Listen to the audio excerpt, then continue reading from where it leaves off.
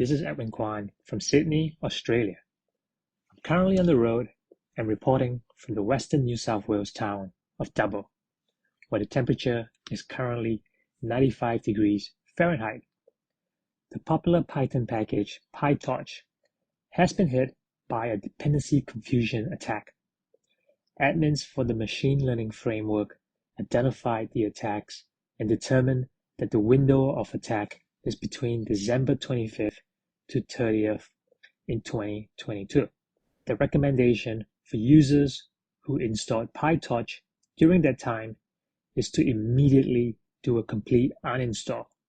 This includes removal of the affected torchtriton dependency. They can then reinstall using the latest nightly dependencies or the dependencies newer than December 30th, 2022.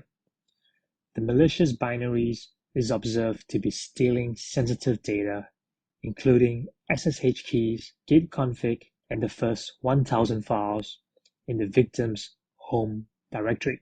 Interestingly, a note on the exfiltration server states that the operation is part of Actica research. However, don't be fooled, as this isn't the first time hackers have made such claims. Check out the full article written by X Sharma from Bleeping Computer.